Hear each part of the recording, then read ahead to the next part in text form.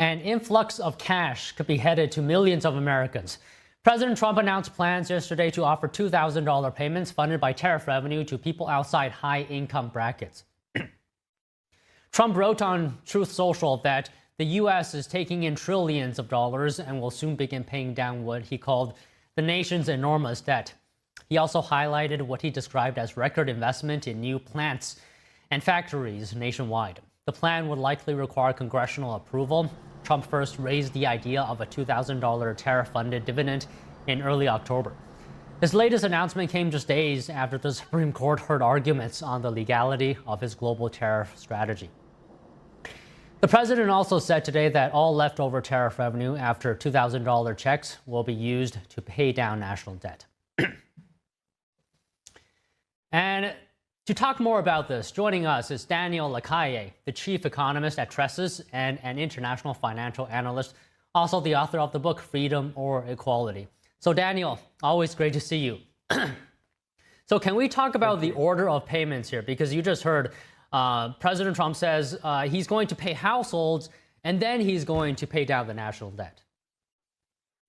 Well, obviously, I think that the plan is to first get the public accounts in order and then look for the opportunity to use part of these revenues to reduce the challenges that some of the families in the United States are facing. No, and obviously that $2,000 check is a very good idea once you take into account that the first and foremost objective has to be to control the national debt. And the national debt is obviously number one priority, has to be reducing the deficit to a sustainable level. I think that all those efforts are being taken. And obviously, if he comes, if the tariff revenues come to the figures that he has mentioned, about $1 trillion, etc., that would obviously be plenty to reduce the deficit to more than by less than half of what it was, and at the same time pay these $2,000 checks. So Daniel, if this in fact happens, where people get $2,000 checks, do you think that's going to be a boost for the U.S. economy? Obviously, there's always a debate about the impact of these checks. Now we remember what happened with the stimulus checks of the COVID period. No, I think that what they do is more to provide a certain level of relief to citizens that are either entering into too much debt or that have some financial difficulties. So I personally don't care if people are going to use it for saving, to put it in the stock market, or to pay down debt. I think that all of those are perfectly positive outcomes. No, I think that what is important is that once the deficit is under control and once the level of debt of the United States to GDP is declining, and obviously if the economy is growing at a 3.8% and it brings down the deficit to half in dollar terms what it was, obviously that would be the case, then that would be a boost to the economy. But we cannot expect a massive increase in consumption. I am always aware that a tremendous number of people are going to be using it to pay down credit card debt, which is perfectly fine with me, or to invest in the stock market, which is also perfectly fine with me. I think that what is important is that those revenues that are coming from the trade agreement are used to the best possible solution. No, so on the one hand, if you think about this, bringing down the deficit means that the tax cuts that have been implemented can be increased. So that is a positive for citizens and their affordability. No, and number two, if they on top of that get a stimulus check, that can certainly be a relief. But I would consider it from that perspective. First, bringing down the deficit. Second, obviously, looking at what to do with these enormous, absolutely, and much higher than expected, to be fairly honest, revenues coming from tariffs. So you raised the issue of stimulus checks. So how is this different from the stimulus checks that we got during the pandemic that actually fueled inflation? Oh, absolutely different. It's a great question because a lot of people say, oh, this is going to drive inflation higher. No, because the stimulus checks were paid with newly created money, with new deficit, with more money printing, more government spending, more debt. Okay, so and this is something that is sharing with citizens an external revenue. So this is not newly created money. This is not inflationary, and it's a huge difference. Here, big difference to print money to provide a stimulus that obviously then backlashes and boomerangs into inflationary effects, than to use revenues that are coming from abroad to relieve those citizens that are in a more difficult position. So Daniel, can you explain a little bit to us a bit more? I know you talked about this in the past, but who pays for tariffs? If American companies, some of them do in fact pay for these tariffs, and then the money is then given back to Americans, would some people argue that this is wealth redistribution? Well, it's not wealth redistribution. First, I think it's pretty evident that the tariffs are not paid by American consumers. I think it's very simple. If tariffs were paid by American consumers, no country in the world would have raised their eyes and lifted their hands to reach a trade agreement. They would have just said, come on, let's go and let's send our products at a much higher price. It is pretty evident that global supply chains have enormous levels of overcapacity, and that tariffs are being absorbed throughout the highest level of overcapacity in those chains. However, even if you have some companies that have experienced an increase in cost because of tariffs, then the tariff is not going into maintaining margins. It's maybe eroding a little bit their margins.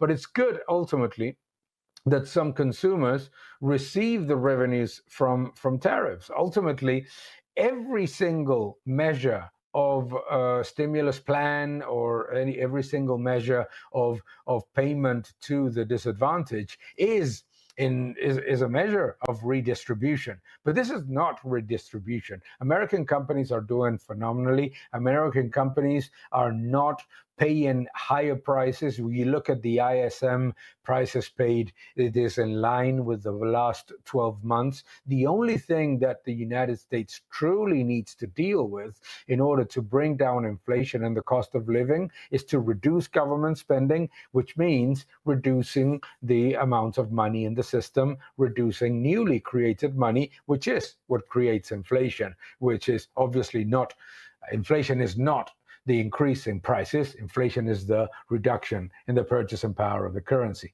So I think that ultimately the vast majority of the US economy benefits from receiving more revenues from tariffs, getting a level playing field in trade that allows American companies to trade in a more logical and just way with the rest of the world. And if there is a control of the deficit and a control of the spending, as I expect to happen in 25, 26, obviously to get a stimulus check of this.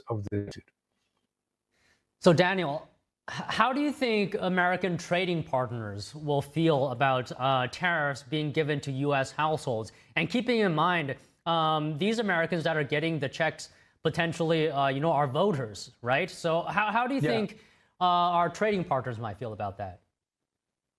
Well, let's think how the American people are thinking about the enormity of tariffs that the United States companies are suffering from the European Union, that are then used to massively bloat government spending and entitlement spending in France or in Germany.